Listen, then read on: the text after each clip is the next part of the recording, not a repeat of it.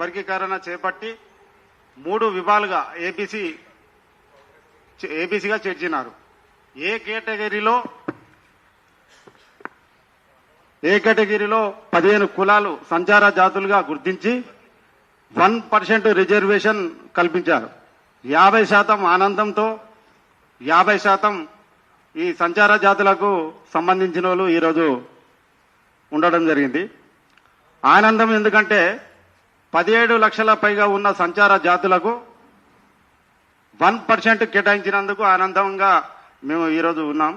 అదే బాధ ఎందుకంటే 2011 జనాభా ప్రకారం చేసినందుకు మేమంతా మా సంచార జాతుల వారందరం మేము బాధతో ఉన్నాం.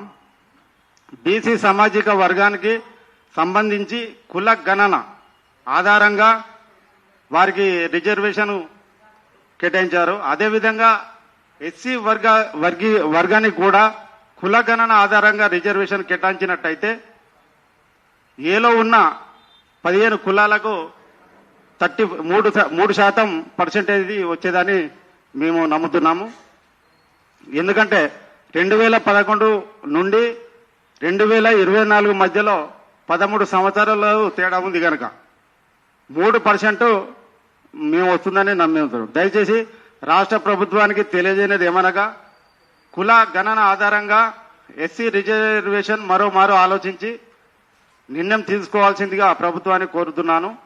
అదేవిధంగా అధికారంలోకి తెలంగాణ రాష్ట్ర ప్రభుత్వం గత అసెంబ్లీ ఎలక్షన్ ముందు కాంగ్రెస్ పార్టీ మేనిఫెస్టోలో ఉపకులాల కార్పొరేషన్ ఏర్పాటు చేస్తానని హామీ ఇచ్చారు. అధికారంలోకి వచ్చిన తర్వాత 37 కార్పొరేషన్లు ఏర్పాటు చేసి వాటికి చైర్మన్లు కూడా నియమించారు. వెనుకబడ్డ కులాలైన వారికి ఇంతవరకు కార్పొరేషన్ ఏర్పాటు చేయలేదు. వెంటనే కార్పొరేషన్ ఏర్పాటు చేసి చైర్మన్గా వెనుకబడ్డ జాతులకు సంబంధించిన మా బేడపుడు జంగాలకు చైర్మన్ పదవి ఇచ్చి 10,000 కోట్ల రూపాయలు నిధి ఏర్పాటు చేయాలని సందర్భంగా మేము ప్రభుత్వాన్ని కోరుతున్నాము. అదేవిధంగా స్వాతంత్రం వచ్చి 76 సంవత్సరాలు అవుతున్నా మా బేడపుడుగ జంగాలు ఇప్పటికీ 80% పూరి గుడిసెలలో నివసిస్తున్నారు. ఇందిరమ్మ ఇళ్లలో మా బేడపుడుగ జంగాలకు 20% కేటాయించాల్సిందిగా, అదేవిధంగా డబుల్ బెడ్రూమ్ ఇళ్లలో మరో 20% కేటాయించి మొత్తానికి 40% ప్రభుత్వం కేటాయించాల్సిందిగా నేను ప్రభుత్వాన్ని కోరుతున్నాను. అదేవిధంగా తెలంగాణ రాష్ట్ర రాజధాని అయిన హైదరాబాద్లో ప్రతి కులానికి కమిటీ హాళ్లు ఉన్నాయి. తెలంగాణ రాష్ట్ర నాలుమూలల నుండి వివిధ పనుల విషయంలో మా బేడపుడుగ జంగాలు హైదరాబాద్కు వచ్చినప్పుడు రైల్వే స్టేషన్లలో, బస్ స్టేషన్లలో, ప్లాట్ఫామ్ల పైన వివిధ రకాలుగా నానా ఇబ్బంది పడుతున్నారు. వెంటనే హైదరాబాద్లో 1000 గజాల స్థలం ఇచ్చి కమిటీ హాలు నిర్మించాల్సిందిగా నేను ప్రభుత్వాన్ని కోరుతున్నాను. ఒక ముఖ్యమైన విషయం ఏంటంటే రాష్ట్ర ప్రభుత్వానికి ఈ సందర్భంగా నేను ధన్యవాదాలు తెలియజేస్తున్నాను. ఎస్సీ వర్గీకరణ విషయంలో వాళ్ళు ఏ కేటగిరీలో 15 కులాలు కలిపి వారు 1% కేటాయించారు. ఇంతకుముందు ఇందులో 15 కులాల్లో పంబల మన్నె కులాల వారిని చేర్చి వారు 1% కేటాయించారు. పంబల మన్నె కులాల వారు విద్య, ఉపాధి, ఉద్యోగం, ఆర్థికంగా అనేక రంగాలలో ముందున్నారు కనుక వారిని వెంటనే తొలగించి వెనుకబడ్డ కులాలైతే రాష్ట్ర ప్రభుత్వం సంచార జాతులుగా గుర్తించి ఎవరైతే సంచార జాతులు వెనుకబడ్డ కులాలైతే ఉన్నారో వారిని మొదటి ఏలో చేర్చాలన్న ఏ ఉద్దేశంతో అయితే ప్రభుత్వం వర్గీకరణ చేసిందో అదే ఉద్దేశంతో సంచార జాతులుగా వెనుకబడ్డ కులాలు ఎవరైతే ఉన్నారో ఈ పంబల మన్నె కులం వారిని తొలగించి సంచార జాతికి సంబంధించిన వాళ్ళని కలిపి 3% రిజర్వేషన్ 2024 ఆధారంగా 3% రిజర్వేషన్ కేటాయించాలని ఈ ప్రభుత్వాన్ని కోరుతున్నాను. అదేవిధంగా ఎన్నో సమస్యలు తెలంగాణ రాష్ట్రం గతంలో ఆంధ్రప్రదేశ్గా ఉన్నప్పుడు మా తెలంగాణ మాకు కావాలనే వివిధ కార్యక్రమాలకు సంబంధించి అందులో పాల్గొని ఉద్యమ స్ఫూర్తితో పోరాడిన మా ఎస్సీ వర్గానికి సంబంధించిన వాళ్ళే తప్ప ఇంకా మిగతా వాళ్ళు కేవలం ఒక నాయకత్వం వహించారు. అందుకొరకే స్వాతంత్రం వచ్చి 76 సంవత్సరాలు అయినా కూడా సంచార జాతులకు సంబంధించి ఇప్పటికీ అభివృద్ధి జరగలేదు. నేనేమంటున్నానంటే ఇప్పటికైనా ఈ రాష్ట్ర ప్రభుత్వానికి మా సంచార జాతులకు సంబంధించిన వారికి రాజకీయంగా కావచ్చు, విద్యాపరంగా కావచ్చు, ఉద్యోగపరంగా కావచ్చు వారికి అవకాశం కల్పించాలని ఈ సందర్భంగా రాష్ట్ర ప్రభుత్వాన్ని కోరుతున్నాను. అదేవిధంగా ఉపకులాల కార్పొరేషన్ ఏర్పాటు చేస్తున్నది కాబట్టి ఈ సంచార జాతులకు సంబంధించిన వాళ్ళు వెనుకబడ్డ సంచార జాతులకు సంబంధించిన వారికి చైర్మన్ పదవి ఇచ్చి 10,000 కోట్ల రూపాయలు నిధి ఏర్పాటు చేయాలన్న మా బేడపుడ సంఘం జనసంఘం తరఫున ప్రభుత్వాన్ని ఈ సందర్భంగా కోరుతూ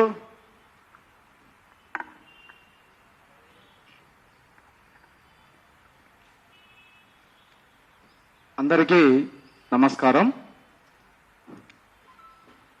రాష్ట్ర బేడబుడుగ సంఘం జనసంఘం ఆధ్వర్యంలో సిరిపాటి వేణు అన్నగారి ఆధ్వర్యంలో ఈరోజు ప్రెస్ మీట్ ఏర్పాటు చేయడం జరిగింది.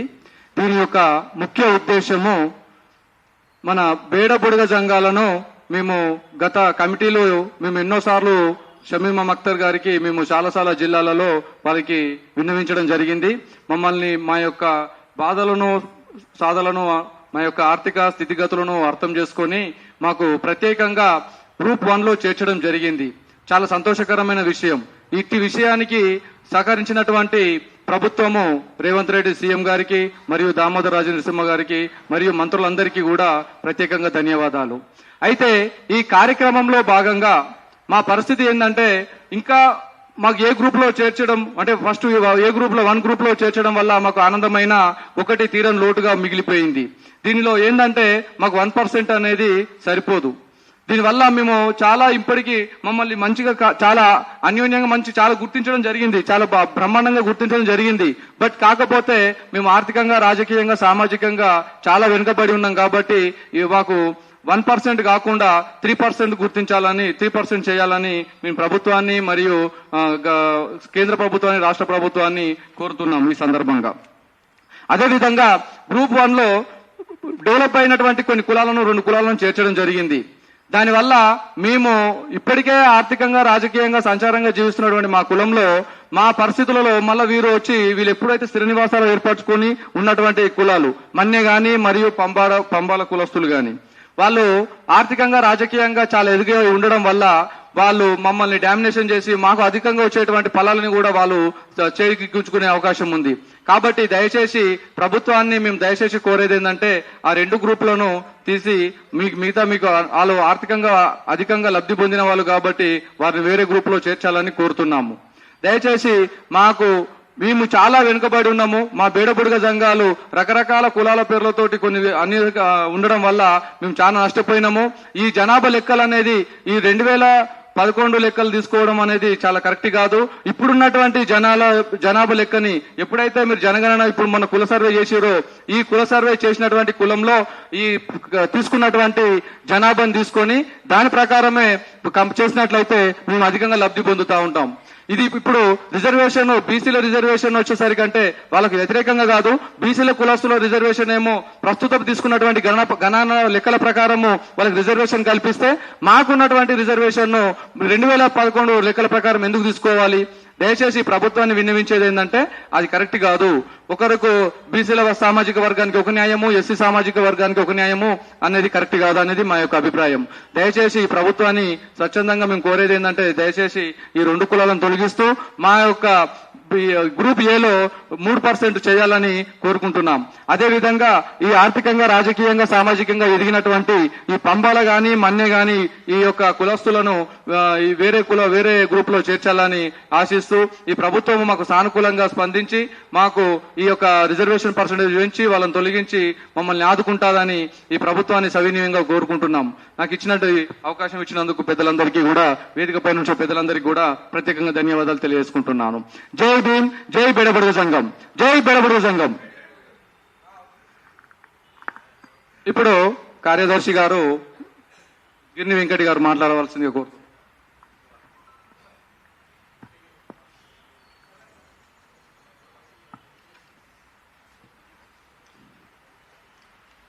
అందరికీ నమస్కారం.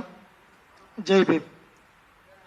ప్రెస్ మీట్ వారందరికీ, ముఖ్యంగా వారందరికీ అభినందనలు. మన స్టేట్ తెలంగాణ ప్రభుత్వంలో ఉన్నటువంటి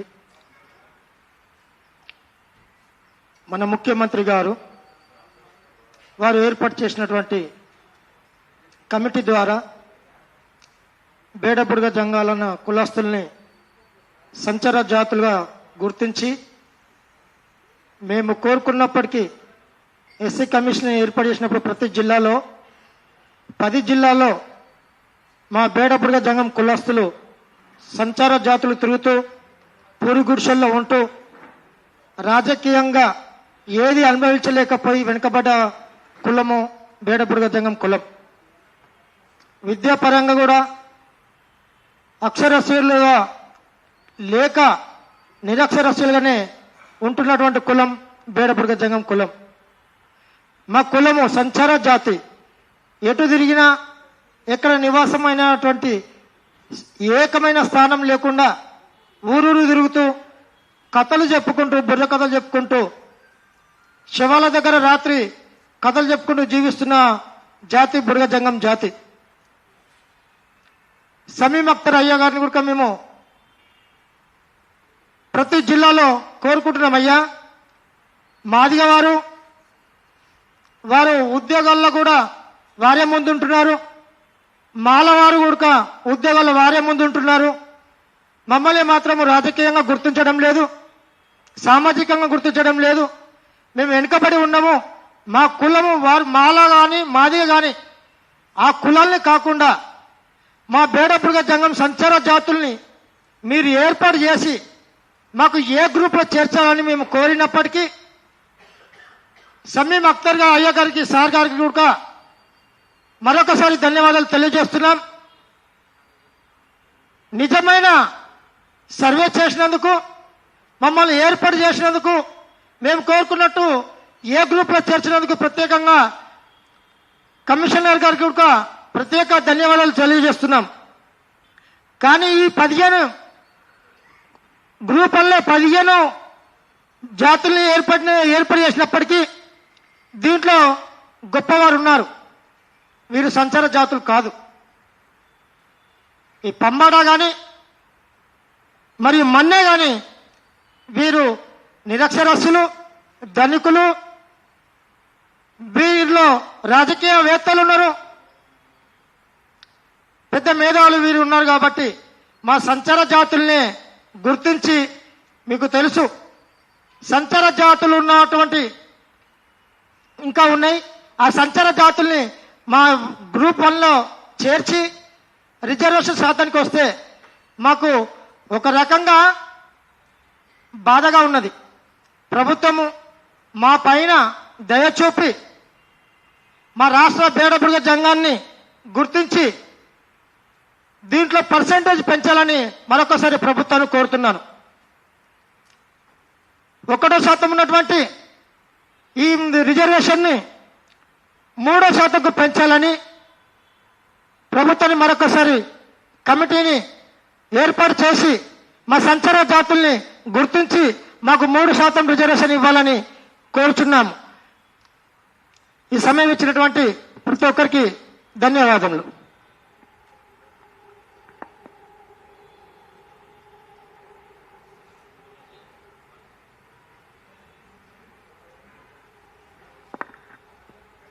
అందరికి నమస్కారం. మరి ఈరోజు ప్రెస్ మీట్ హైదరాబాద్ అమీర్పేటలో సభను ఏర్పాటు చేసి మరి మమ్మల్ని అందరినీ ఆహ్వానితులు చేసిన రాష్ట్ర బెడబుడగ సంఘం జనసంఘం అధ్యక్షుడైన సిరిపాటి వేణన్న గారికి మా యొక్క జిల్లా తరఫున ప్రత్యేకత కృతజ్ఞతలు తెలియజేస్తున్నాం. మరి ముఖ్యంగా 30 సంవత్సరాల నుంచి త్యాగం చేస్తున్నటువంటి ఎస్సీ వర్గీకరణను 7 కూడిన ధర్మాసనం ఏబీసీలుగా చేసి అందులో మమ్మల్ని ప్రత్యేకంగా ఏ గ్రూపులో చేర్చినందుకు గవర్నమెంట్కు ప్రత్యేకత కృతజ్ఞతలు తెలుపుతున్నాం. మరి ఎందుకంటే మేము సంచార జాతులుగా జీవిస్తున్నటువంటి యొక్క తరుణంలో ఈ యొక్క గవర్నమెంట్ కాంగ్రెస్ గవర్నమెంట్ అంటే మహాసముద్రం లాంటిది. అందులో ఎలాంటి జీవులైనా ఏ విధంగా బ్రతుకుతాయో ఒక సముద్రంలో, అదేవిధంగా కాంగ్రెస్ గవర్నమెంట్ లో ప్రతి ఒక్క జీవికి ప్రతి ఒక్క రిజర్వేషన్ కల్పించినందుకు మరి గవర్నమెంట్ కు మా యొక్క కులం తరఫున ప్రత్యేకత ధన్యవాదాలు తెలియజేస్తున్నాం. ముఖ్యంగా మాల సోదరులు కానీ మాదిగ సోదరులు కానీ మేము వ్యతిరేకం కాదు. ఎందుకంటే వారు స్థిరమైపోయినటువంటి జాతులు కాబట్టి మేము స్థిరంగా ఉన్నటువంటి జాతి సంచార జాతులం మేము. ఎందుకంటే వారితో పాటు మాకు 1% ఇచ్చినందుకు మేము కృతజ్ఞతలు తెలుపుతున్నాం. అయ్యా మాకు సరిపోతలేదు, ఆ 1%లో మేము జీవించలేము, దాంతోపాటు ఇంకా 2% మీరు కల్పించి 3% మా యొక్క కులానికి ఇస్తారని మీ యొక్క గవర్నమెంట్ని మేము కోరుకుంటున్నాం. మరి ముఖ్యంగా మాకు ఆర్థికంగా లేము కాబట్టి, విద్యాపరంగా కానీ ఆర్థిక ప్రకారంగా కానీ రాజకీయ ప్రకారంగా మేము లేము కాబట్టి మాకు ముఖ్యంగా బ్యాంకు లోన్లు ఎలాంటి ఒక నియమ నిబంధనలు లేకుండా అప్పులు ఇచ్చే విధంగా చూడాలని కోరుకుంటున్నాం.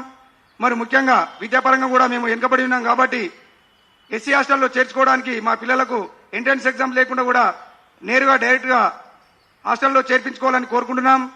మరియు అదేవిధంగా ముఖ్యంగా మేము ఇండ్లు లేకుండా గుడిసెలలో బతుకుతున్నాం కాబట్టి మీరు ప్రవేశపెడుతున్నటువంటి ఇందిరమ్మ ఇండ్లున్నాయి కాబట్టి ముఖ్యంగా మొట్టమొదలుగా అందులో 20% మొట్టమొదలు విలేజ్లలోకి వస్తే బెడబుడవ సంఘాలు ఉన్నారనే ఒక కాన్సెప్ట్ ఉన్నట్లయితే ఖచ్చితంగా మాకు 20% ముందుగానే మాకు మీరు ఇచ్చే 5-6 లక్షల సాయంతో మాకు ముందుగానే ఆ సాయం మాకు అందించి మా యొక్క నిరుపేదలో జ్యోతిగా నిలుస్తారని మరి రేవంత్ రెడ్డి సర్కార్ గారిని మేము మనస్ఫూర్తిగా కోరుకుంటున్నాం. మరియు ఇదే విధంగా ఏబిసిడి వర్గీకరణలో చేర్చినటువంటి పంబల కానీ మన్య కానీ వాళ్ళు ఆర్థిక ప్రకారంగా కానీ రాజకీయ ప్రకారంగా కానీ విద్యా ప్రకారంగానే ఎదిగినారు కాబట్టి వారితో మేము ఢీక్కున్నటువంటి స్థాయిలో లేము కాబట్టి సార్ మమ్మల్ని దాంట్లో నుంచి మా దాంట్లో నుంచి వాళ్ళని వేరు చేసి వారిని ఏ గ్రూప్లో చేస్తారో అది మీకు ధర్మాసనంకే తెలిసి ఉంటుంది కాబట్టి మేము వారికి కూడా వ్యతిరేకం కాదు. మేము అడుగుతున్నాం, అయ్యా మాకు సరిపోతలేదని అడుగుతున్నాం కాబట్టి మా యొక్క కోరికను మన్నించి ఒక తల్లిలాగా ఆదరించి మా యొక్క జాతిని ఆర్థిక ప్రకారంగా బలోపేతం చేస్తారని మా యొక్క బుడగ సంఘాల తరఫున కృతజ్ఞతలు తెలుపుతూ ఈ ఇచ్చిన అవకాశాన్ని సద్వినియోగం చేసుకుంటూ అన్నగారికి కృతజ్ఞతలు తెలుపుతూ ఈ ప్రెస్ మీట్ పెట్టినందుకు కృతజ్ఞతలు తెలుపుతున్నాం సార్. Thank you sir.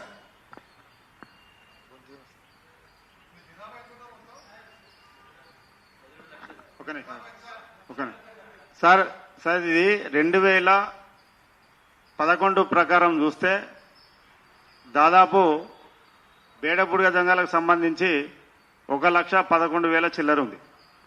అయితే మేమేమంటున్నామంటే గతంలో ఈ 2011 జనాభా లెక్కల ప్రకారం చూసినప్పుడు కొన్ని కులాలు అప్పటికి కుల సర్టిఫికెట్ కొన్ని ప్రాంతాలలో పుట్టలేదు. ఇప్పటికి కూడా తెలంగాణ రాష్ట్రంలో కొన్ని ప్రాంతాలలో కుల సర్టిఫికెట్ల విషయంలో కూడా మేము ఫైట్ చేయవలసి వస్తుంది. అంటే ఈ కుల సర్టిఫికెట్లు ఇప్పుడే ఈ రకంగా మేము ఫైట్ చేస్తున్నామంటే అప్పుడు 2011 లెక్కల సంవత్సరం అప్పుడు ఎన్నో రకాలుగా మేము కుల సర్టిఫికెట్లు మా కమ్యూనిటీకి రాలేదు కాబట్టి ఆ 2011 జనాభా లెక్క చూస్తే 1,11,000 చిల్లర ఉంది. ఇప్పుడు కులగణన ఆధారంగా చూస్తే దాదాపుగా 3.5-4 లక్షలు జనాభా ఉండే అవకాశాలు ఉంటాయని ఈ సందర్భంగా మీకు తెలియజేస్తున్నాను. అదేవిధంగా కేసీఆర్ గారు సమగ్ర సర్వే చేసినప్పుడు దాదాపుగా 2 లక్షల చిల్లర ఉందనేది అప్పుడున్న రిపోర్టు ఆధారంగా ఉంది. కానీ అప్పటికి ఇప్పటికి ఇంకా తక్కువ కనబడుతుంది జనాభా. అంటే ఎందుకు తక్కువ కనబడుతుందని అంటే కొన్ని ప్రాంతాలల్లో కుల సర్టిఫికెట్లు లేకపోవడం, కొన్ని ప్రాంతాలల్లో మా కులపోలే తప్పుడు సర్టిఫికెట్లు తీసుకోవడం ఈ విధంగా కొన్ని ప్రాంతాలలో జరగడం వల్ల ఈరోజు సంఖ్య కనబడుతుంది. ఖచ్చితంగా 3-3.5 లక్షలు పైన ఉంటుందని మీ అందరికీ తెలియజేస్తున్నా సార్.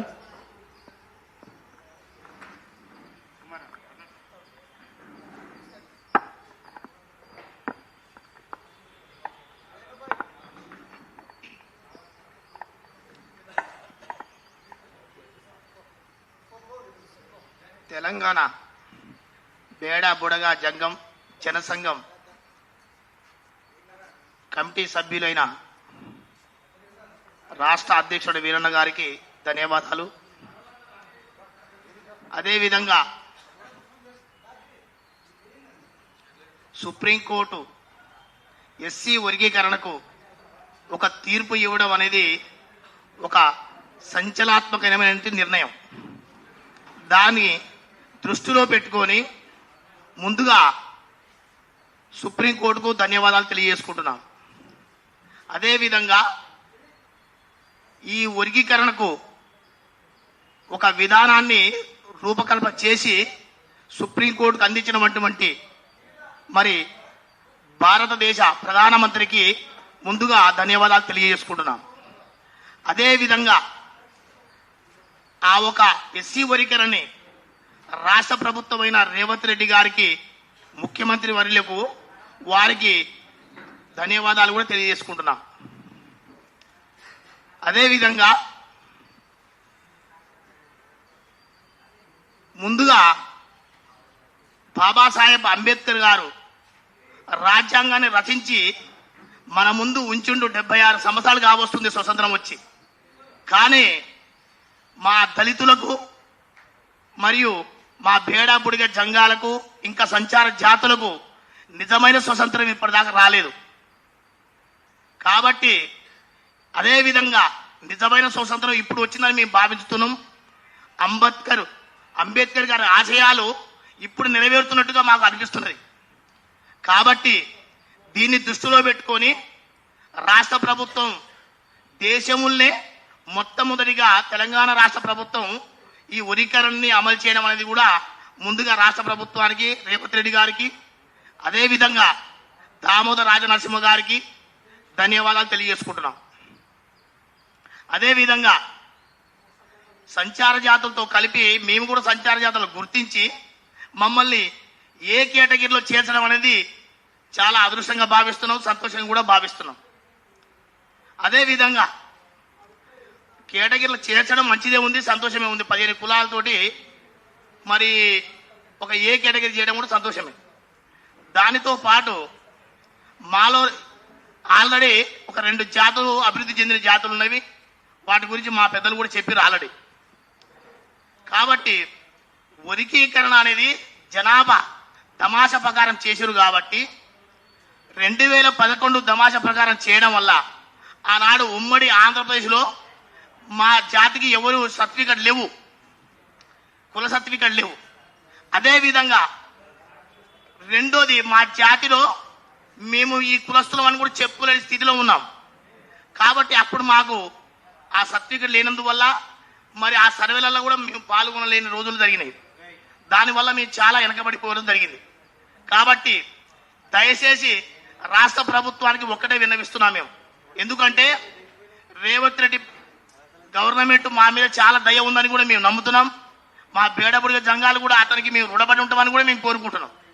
ఎందుకు అంటే 2024 తమాషా ప్రకారం మరి చేసిన కులగణన దృష్టిలో పెట్టుకొని మా జనాభా ఎంతుందో దాని ప్రతిపాదన తీసుకొని మాకు కేటాయించవలసిందిగా మేము మనవి. రెండోది 3% మాకు కంపల్సరీ వస్తుంది. దగ్గర మేము 2.5 లక్షల నుండి 3 లక్షల చిల్లర పైన ఉంటాం.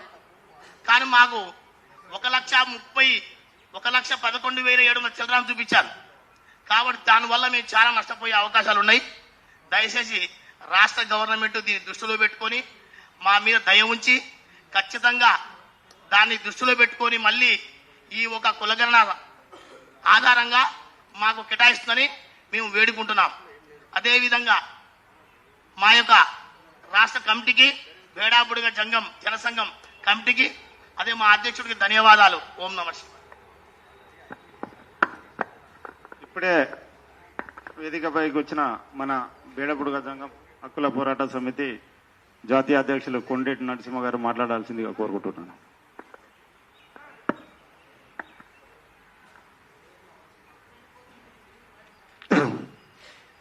మిత్రులారా, నా పేరు కోడిగంటి నరసింహ, పేడ బుడగదంగ హక్కుల పోరాట సమితి జాతీయ అధ్యక్షునిగా పనిచేస్తున్నా.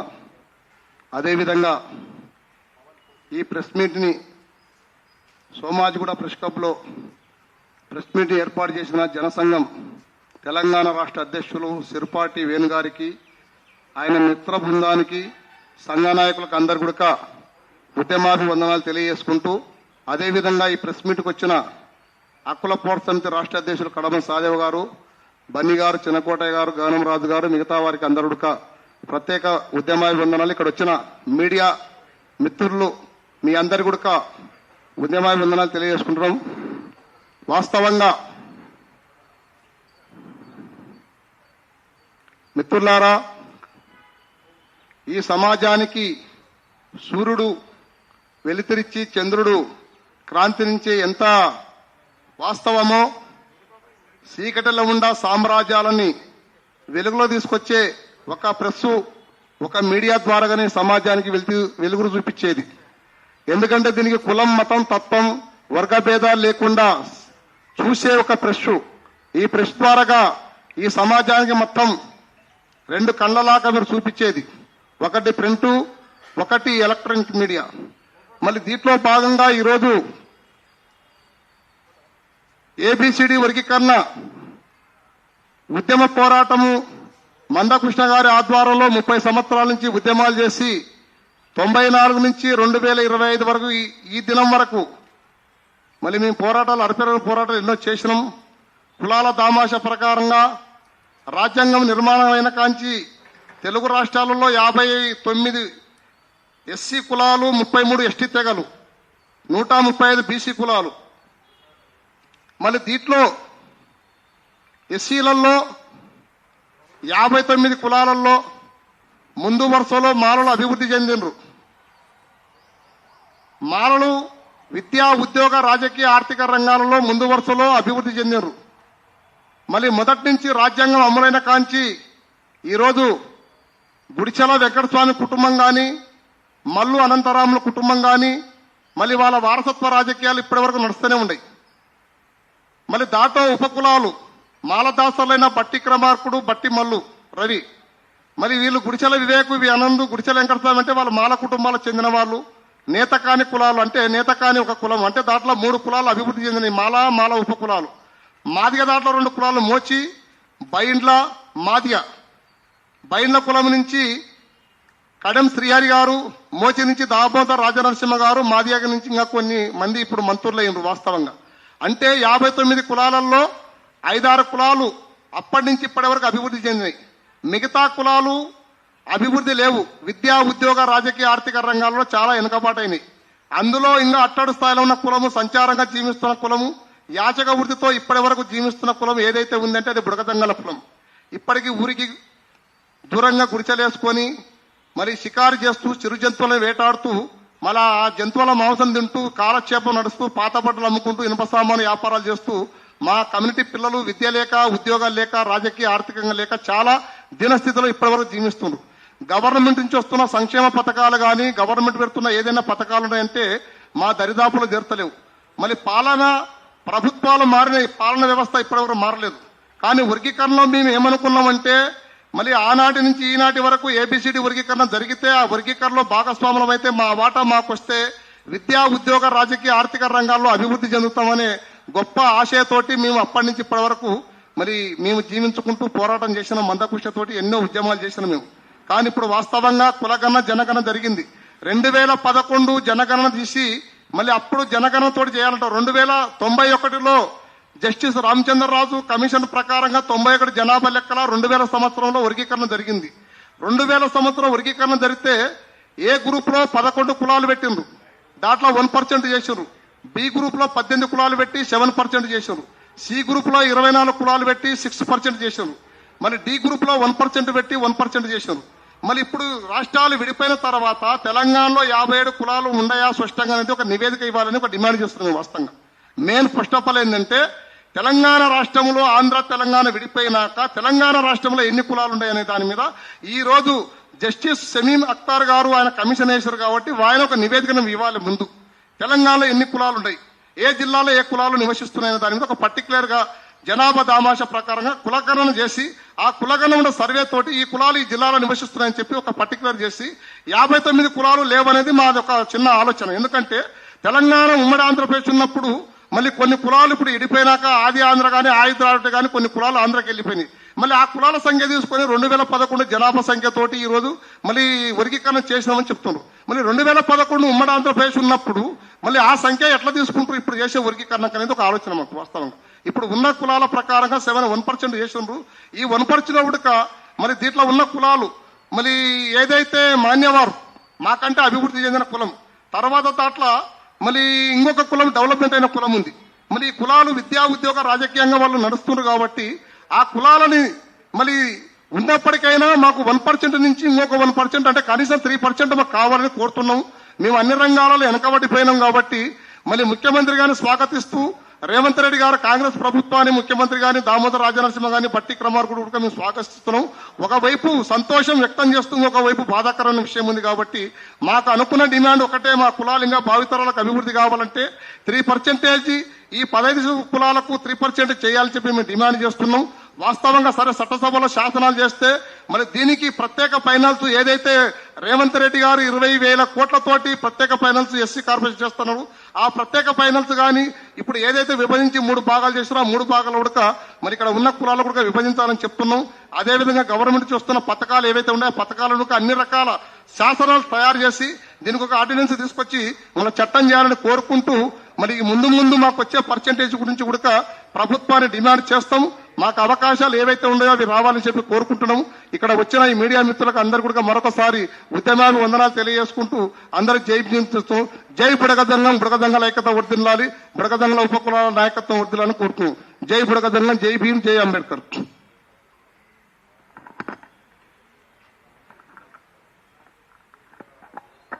దయచేసి ఇది రౌండ్ టేబుల్ సమావేశం కాదు కాబట్టి అందరికి అవకాశం రాదు. ప్లీజ్ రిక్వెస్ట్, ఎవరు బాధపడద్దు. చివరిగా మన సహదేవులు వారు మాట్లాడాల్సిందిగా కోరుకుంటున్నాను. అందరికీ జై భీమ్. నేను హక్కుల పోరాట సమితి రాష్ట్ర అధ్యక్షుడు. నా పేరు కడమంచి సహదేవ్. ఇప్పుడు వర్గీకరణలో మా బేడబుడగ జాతికి ఏ గ్రూప్లో పెట్టడం చాలా సంతోషమైన విషయమే. కానీ పర్సెంటేజ్ కాడ ఇంతకుముందుకు మా పెద్దలు చెప్పినట్టుగానే మా కూడిగిరి నరసింహ జాతీయ అధ్యక్షుడు చెప్పినట్టు, వేణుగారు మన జనసేన అధ్యక్షులు గారు చెప్పినట్టు, అలాగే వాళ్ళ బృందానికి అందరూ కూడా ముందుగా ధన్యవాదాలు. ప్రెస్ క్లబ్ బుక్ చేసి వాళ్ళు ఈ మీటింగ్ పెట్టినందుకు వాళ్ళ బృందానికి మొత్తానికి వాళ్ళ సంఘానికి మొత్తానికి కూడా ధన్యవాదాలు చెప్తున్నాను. షార్ట్ కట్ అన్నందుకు షార్ట్ కట్కి వెళ్ళిపోయినా సారీ. అలాగే మన కాంగ్రెస్ గవర్నమెంట్ కు ఏ గ్రూప్ లో పెట్టడమే కాదు, ఏ గ్రూప్ లో కూడా ఎన్ని కులాలు ఉన్నాయి, ఏ కులం డెవలప్మెంట్ అయిందో లేదో చూడాలని చెప్పి ఒకసారి మా బేడబుడగ దంగాల తరఫున ఒకసారి మనవి చేస్తున్నాము. అలాగే మా ఇప్పుడు పెట్టిన 15 కులాలలో ప్రత్యేక కార్పొరేషన్ పెట్టి ప్రత్యేకంగా మా బేడబుడగ దంగాలకి ఆ కార్పొరేషన్ చైర్మన్ ఇచ్చి మమ్మల్ని అందరూ కూడా ఆ 15 కులాలని మొత్తం కూడా డెవలప్మెంట్ చేయాలని కాంగ్రెస్ గవర్నమెంట్ ని కోరుచున్నాము. అలాగే ఇప్పటి వరకు మళ్ళా అందులో డెవలప్మెంట్ అయిన కులాలు చాలాగా ఉన్నాయి. ఆ కులాలను కూడా కొంతమందిని మమ్మల్ని డామినేషన్ చేయకుండా అక్కడి నుంచి కూడా తొలగించి మాకు ప్రత్యేక కార్పొరేషన్ మా బేడబుడగ దంగాలకే సపరేట్ చేయాలి. ఇప్పటి వరకు బేడబుడగ దంగాల దాంట్లో ఒక ఐఏఎస్ కానీ ఐపీఎస్ కానీ లేరు.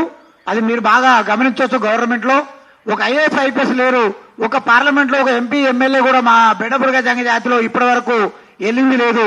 ఇప్పుడు ఎందుకంటే మన రిజర్వేషన్ లో మా బేడబుడగ దంగాలకు అందరికీ అనిపించింది ఏంటంటే మా జాతి బిడ్డ ఒక ఎమ్మెల్యేనో ఒక ఎంపీ కనీసం ఒక ఎమ్మెల్సీ ఉంటే మా జాతికి ఎంతో మేలు జరగా, మా వాయిస్ కూడా వినిపించు కదా అని చాలా మంది ఆవేదపడ్డాము.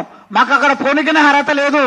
కాబట్టి తక్షణమే కాంగ్రెస్ గవర్నమెంట్ గుర్తించి మా జాతికి ఎమ్మెల్సీ ఇవ్వాలి, అలాగే మాకు ప్రత్యేక కార్పొరేషన్ చైర్మన్ ఇవ్వాలి. ఇప్పుడు ఎమ్మెల్సీలు చాలా కేలవుతున్నాయి, అందులో ప్రత్యేక గుర్తించి మా గవర్నర్ కోటనా ఎమ్మెల్యే కోటలో మా జాతికి ఒక ఎమ్మెల్సీ ఇచ్చి మమ్మల్ని గుర్తించాలని చెప్పి మేము కాంగ్రెస్ గవర్నమెంట్ ని కోరుచున్నాము. దయచేసి ఇవన్నీ కూడా కాంగ్రెస్ గవర్నమెంట్ విని ప్రెస్ మీడియాలో ప్రెస్ వాళ్ళ ద్వారానే వాళ్ళకి చెప్పగలుగుతున్నాం. ఎందుకంటే ఇప్పటివరకు మాకు సీఎం గారు కూడా మరి బేడబుడగ జాతిని పిలిచి మాట్లాడలేదు. కాబట్టి దయచేసి అందరు రావాలని అందరు వినాలని చెప్పి కోరుచున్నాము. జై భీమ్, జై భీమ్, జై బేడబుడగ జంగం.